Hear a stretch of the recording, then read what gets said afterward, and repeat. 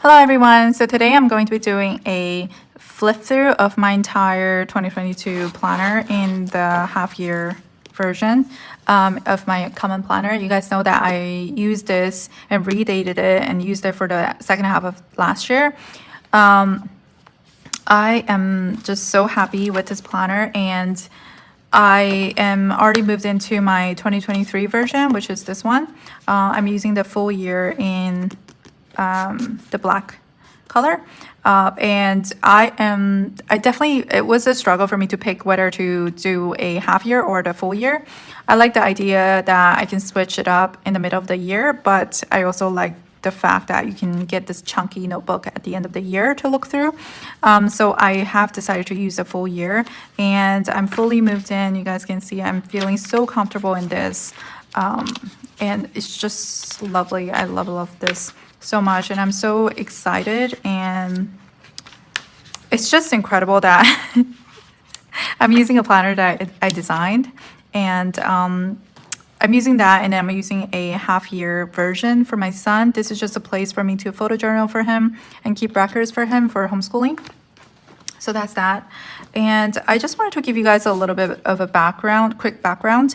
So in 2021, I used a Hobonichi, and I really loved it. There are obviously a lot of things that didn't work for me, but overall, I think the layout and everything worked for me because I've always liked a vertical planning style for weekly, and I always wanted everything in one place.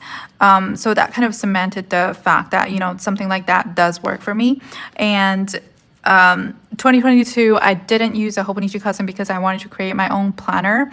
And the first thing I did was I just drew out the layout that I wanted in the Nanami notebook, but it didn't have enough pages for me to do that. And I also quickly realized that I just don't have time to do that, to draw out all the layouts. So I kind of settled for something else, which is the B6 Franklin Covey planner, but it just didn't have what I needed, even though at times it seemed like it worked, but just that dated dailies just really doesn't work for me. And I just know that, dated dailies do not work for me because I don't have the same amount of things to write about every day. And a lot of times I need more than one page. And that's just how my planning style is. But anyway, now that I have this, it just works perfectly for me. And I'm just going to quickly go through the whole book. But I do want to point out that I didn't get to use any of the front pages the way I normally set them up, because I was starting this in the middle of the year, and I was more interested in getting into this planner than to set it up the way I want to, or the way I usually do for the beginning of the year. So I just wanted to put it out there. And if you want to see how I set up my full year, completely with my vision board and goal planning and that whole system, then you can go check out my video where I go through that. So let's start from the monthly. In the monthly, I started out by using it the way I use monthlies, which is pre-planning. I'm going to have a bit of hot chocolate. So I use this monthly as a place to pre-plan. This is where I set down, deadlines and such, and I break down the tasks into smaller chunks. For my work, I do not have appointments or meetings because a lot of the things that I need to do, I have to do myself. So I don't need to have a meeting with anyone. If I need to talk to my husband, I just talk to him any time of the day. So I guess I can think of this as a place to have a meeting with myself. So, I'm sitting down with myself saying, hey, when should I, finish this set of drawings by such and such, and I just write down the timeline and I break it down. So that's how I use the monthlies. I like the monthlies to be together because I do pre-plan in them. So I need to be able to flip through all of them all together instead of going through the weeklies and the dailies and then go to the next monthly and then weekly and dailies. It just would not work for me because monthlies are a place for me to look at things at a glance and quickly plan things out. So I do prefer to have all my monthlies together if I can help it. So that's how I use my monthlies. And starting from October, I guess I decorated it a little bit more. November and December. So that was it. And I also needed the space to pre-plan for January. So that was great. And I started using this, not in July, I actually backfilled this because I was in another planner. And I just kind of backfilled this. But I don't use the timeline. I use this as a place to write down tasks. And you can see that later, I actually changed the way I use this. And it just ended up working so much better. So let me show you. August was pretty empty because we were out a lot with our son. So I didn't have much time to write in the planner. But I can quickly show you when I got into, where is it? October. I started experimenting with different layouts. So here you can see that I'm just like writing it all across. And this is something that I didn't really think about before because usually the planners I've used before always had very prominent layout that I guess like was hard for me to think outside of the box. But starting from here, I realized that, you know, my grids are so light. The divisions are so light. I can basically do anything I want with this. So I started creating different layouts using the weeklies. And it worked out so much better because a lot of my tasks are for the whole week. And I don't necessarily know when I will be finishing each by what date. So instead of moving things constantly, it was better to just write a whole chunk of to-do list, like main to-do list for that week. And then also break out some sort of like personal things on the side. So this really worked out for me. And I just really had fun with working with different layouts. And another thing is that the whiteout really works with this paper. Any type of whiteout would really work unless you're using like the creamy color. That would look too yellow for this paper, but I just whited out the dates that was printed on the planner and then rearranged the layout to work for me. And sometimes it was just fun to use different layout and that kept it fresh, that kept it exciting. I also like that I had a huge chunk of space to use as notes. So for example, here I had a narrow horizontal layout, and then on the right hand side, I had a huge spread of just notes area. So this again, I did a shorter stacked vertical layout, and on the right, I did just like a full notes page, and a horizontal layout and then notes. So that was when we were packing up the planners. That was really exciting. So yeah, I'm also trying out this type of layout. It's just so much fun, and it makes it much more it makes this planner much more customizable, which is like what I was aiming to do, to create something with very minimal structure so that you don't have to be dating every like week or month, but you can still like switch things up to fit your own need. So I really like that, and you can see I'm just really enjoying this. When December came around, that was I think the second to last week. And this week I just moved into my new planner. So I ended up copying whatever I wrote here into the new planner because I was going to start the new planner on the 1st, but after setting it up the week before, I just decided to fully move in from the first week. So that's the weekly, and let me show you the daily. Or the notes pages. I don't want to call it the daily pages because it's not really meant to be a daily pages. It's really meant to be like a hybrid of notebook and a planner. And that's always been my dream to create. I always knew that if I were to create a planner, this would be what it looks like exactly, down to the color. I'm sidetracking a little bit, but I just wanted to talk about it really quickly. But if you guys have seen my Etsy shop, the logo that I put up there, it was there from 2019, like June, when I first opened our insert shop. So I didn't even sell stickers or anything. It was just completely digital inserts. And the logo I used, Sterling ink, was written in black, and the background was exactly this color. I just thought that was so funny. And I always knew if I had a planner, it would be offered in different colors, and one would be black and just like simple and sleek, and then one would be like a very like elegant pinkish, like mauve-ish color. I knew it wasn't going to be pink. It would be like mauve that's more subtle. So I'm just so excited that that dream came true and that I was able to do this, to make this planner that's, you know, planner notebook combo. So yeah, it's crazy. Yeah, 2022, this happened. So the daily pages. I think in 2018, I've realized that I do better when I split the page in half. I don't know why I didn't do this in the original Hobonichi Cousin that I used, like here. I didn't do that at all. I just kept on like writing horizontally. But it just, I don't know, like you can see that I didn't even have that much writing in here.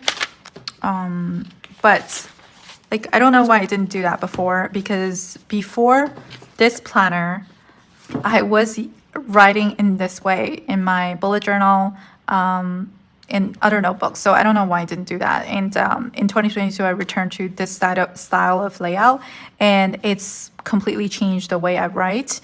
It just sounds kind of crazy that a simple layout change can change the way you write, but it was true for me. And a lot of you have written to me saying that this type of layout really changed the way you write too. So I'm really happy to hear that. So the reason why I write better this way is because I don't like writing all the way to the edge, because first, there are multiple reasons. So first of all, when I write all the way to the edge, sometimes my sentences could finish like shorter, and I don't like seeing that like crazy jagged like line when I'm writing that way. And second thing is, I don't like, my brain does not work all the way across the page. It's like, it's just weird. Like when I'm writing shorter, it feels like my hand is able to catch up to my brain instead of going all the way to the end and then going back and all the way to the end. I think for this reason, I think this is why a lot of people like the standard size, because it's shorter, and I think it's a little bit shorter than this and longer. So that completely makes sense to me. So if I were to use a traveler size notebook, I would probably just write all the way to the end because it's very short. But anyway, I just wanted to talk about that. That was super interesting. And here I was basically just writing and writing and writing all of my thoughts, longhand, as if I'm talking to someone. This was really, really helpful. I think my handwriting here looks really good. It kind of became worse and worse towards the end, but I really like this handwriting over here. So I just kept on writing and writing and writing, whatever that came to my mind. And August came around. I was super antsy because we were getting ready to release that planner, and I had to keep it a secret for some time, and I was just getting so antsy about it. And finally in September we opened the pre-order. That was really, really exciting, and to know so many people like were excited about it was just crazy. So yeah, this is September. I think September was when I actually started to use this planner. Before that, I was backfilling it from another planner, because I didn't receive the sample until end of August. So it was a little scary to start using it because it was a brand new planner and it was a sample. I didn't want to mess it up. But after I started writing it a little bit, it felt like home right away. So so I basically just kept on doing whatever I was doing. I was writing in longhand what I was feeling and the problems I had.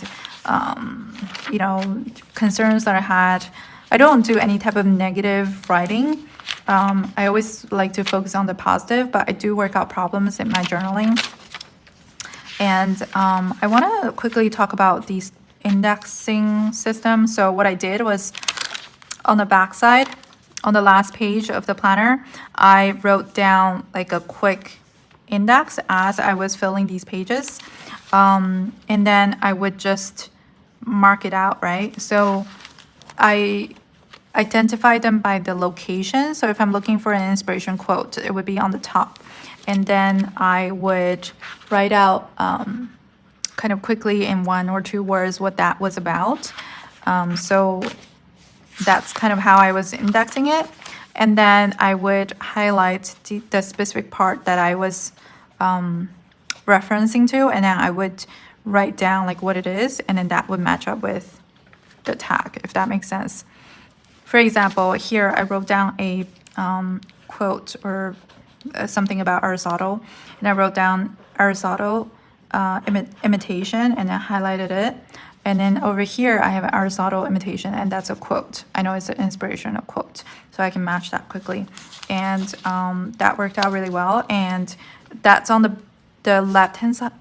That's on the left side of the page, and that works because when I'm looking at my index, I'm looking at it like this, so I can see those things. And then on the right-hand side, I marked it out here, and that's to indicate the month that we're in. So if you look at it here, I didn't do November and December. I was too busy to like think about tabbing it, but hopefully I'll be better about it in this year.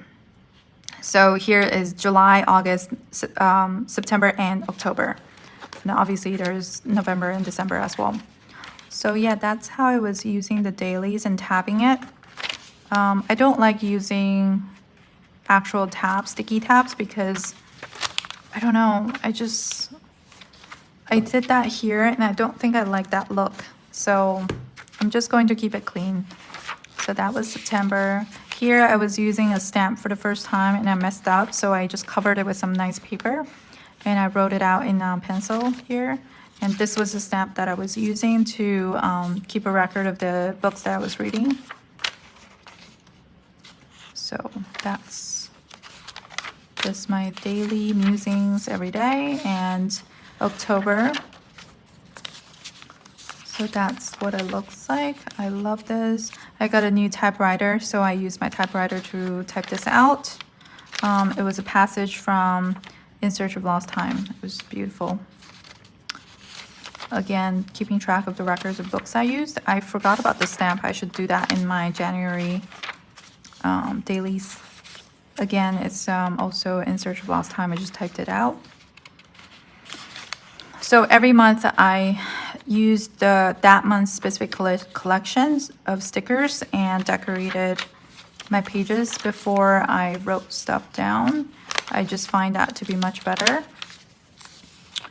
I don't decorate the page as I go because it just, like, sometimes I get busy and the page is blank, then I don't want to touch it until I decorated it, and it doesn't work.